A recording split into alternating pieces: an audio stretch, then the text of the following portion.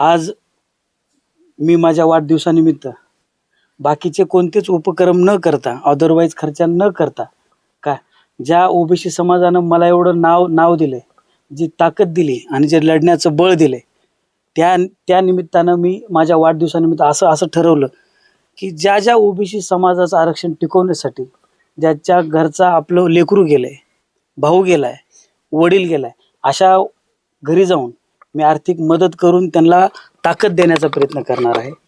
आणि आज जर खऱ्या अर्थानं जर बघायला गेलं तर आई वडिलाचं दुःख हे शब्दात सुद्धा मांडता येत नाही. आज ह्यांचा कुमार वयाच्या 22व्या वर्षी एकुलता एक घरच्याचा आधार असणारा, वयाच्या 15 वर्षापासून कष्ट करून नोकरी करून घर चालवणारा, आज त्यांचा आधार निघून गेलाय. जवळपास 10 महिने झालं. 10 महिने उलटून गेले तरी सुद्धा इथले पालकमंत्री असताल किंवा इथले लोकप्रतिनिधी असताल, यांनी ह्या ओबीसीतल्या माझ्या समाज बांधवाची कुठलीच दखल घेतली नाही. ही खंत कायम माझ्या मनामध्ये आणि इथल्या आमच्या ओबीसी समाजाच्या मनामध्ये आहे. इथून पुढं मी जर सांगायला गेलं तर माझ्या पद्धतीनं मी होईल तेवढ्या ओबीसीच्या ज्या ठिकाणी अशा आत्महत्या झाल्यात, जे ओबीसी समाजासाठी आरक्षण टिकवण्यासाठी ज्यांनी आपलं बलिदान दिले, अशा घरी जाऊन मी आर्थिक मदत सुद्धा करणार आहे.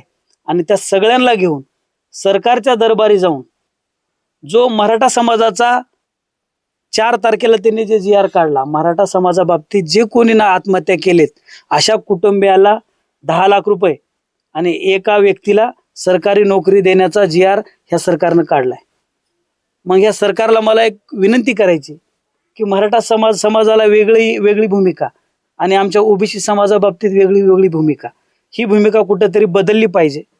आणि मी तुमच्या माध्यमातून मी ह्या सरकारला अल्टिमेट देतो, येत्या 4 ते 5 दिवसात जर ह्यांनी ह्या ओबीसी समाजासाठी जे बलिदान दिले त्यांना जर आर्थिक मदत किंवा त्यांच्या मदतीचा जी आर नाही काढला तर मी स्वतः आमरण उपोषण करून त्या मागण्या पूर्ण करण्यासाठी शेवटच्या टोकापर्यंत मी लढणार आहे. भाजपा म्हणते की ओबीसी हा त्यांचा डीएनए आहे आणि डीएनए वरच अन्याय होतो. कसं पाहतो? खरं बघायला गेलं तर हे बीजेपी सरकार आमच्या गोरगरीब 18 पगड ओबीसी समाजानं आणले. कुठंतरी आम्हाला वाटत होतं की बीजेपी ही ओबीसीच्या विचारधारेची आहे, बहुजन विचारवादी आहे. पण आताची बीजेपी सरकार जर बघायला गेलं तर हे ओबीसीच्या मुळावर बसलेली, ओबीसीच्या मनगुट्यावर पाय देणारी हे बीजेपी सरकार आहे. त्याच्यामुळं ह्या सरकारला येणाऱ्या काळात माझा ओबीसी समाज त्यांना त्यांची जागा दाखवून देईल. कधी उपोषण सुरू करणार आहोत? मी 5 दिवस देतोय. 5 दिवस. आज 13 तारीख आहे. मी 18 तारखेच्या पुढं 18 तारखेपर्यंत जर जी आर नाही निघाला तर हा पवनकरवर ओबीसी समाजासाठी आणि इथल्या ज्यांनी बलिदान दिले ह्यांच्या घराच्या वेदना जर बघितल्या तर नक्कीच मला असं वाटतं की आता मी सुद्धा काही ना काहीतरी केलं पाहिजे. प्रामाणिकपणे सांगतोय, 18 तारखेच्या नंतर मी स्वतः उपोषणाला बसून हा जी आर जोपर्यंत निघत नाही तोपर्यंत मी उपोषण सोडणार नाही.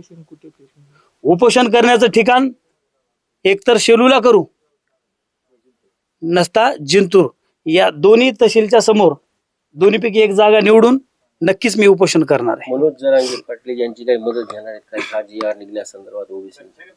नाही, मनोज जरांगे पाटील यांची मदत घेण्याची गरजच नाही.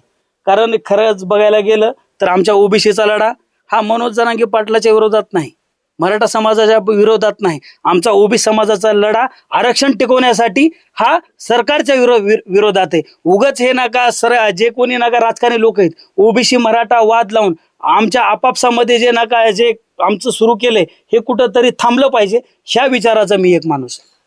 एकंदरीतच पाहिलं तर लक्ष्मण हाकेच्या समर्थकांकडून तुमच्यावर टीका केली जात आहे. कसे पाहता? पवनकरवरनी कुठे जाऊन काय केलंय हे जर आम्ही बाहेर काढलं तर तुम्हाला तोंड दाखवायला जागा राहणार नाही असं बोललं जातं. खरंच बघायला गेलं तर मी माळकरी माणूस आहे, त्यांच्याकडे काय असेल त्यांनी काढावं. मी माझ्या पांडुरंगाच्या चरणीची शपथ घेऊन सांगतो, काय मी प्रामाणिक ओबीसी समाजाचं काम करणारा माणूस आहे. चिरीमिरी घेऊन काही करणारा माणूस नाही. मी फुले शाहू आंबेडकर यांच्या विचारावर चालणारा माणूस आहे. आणि मला सुद्धा माहिती आहे ज्या माणसावर टीका होती तीच माणसं मोठी होतात.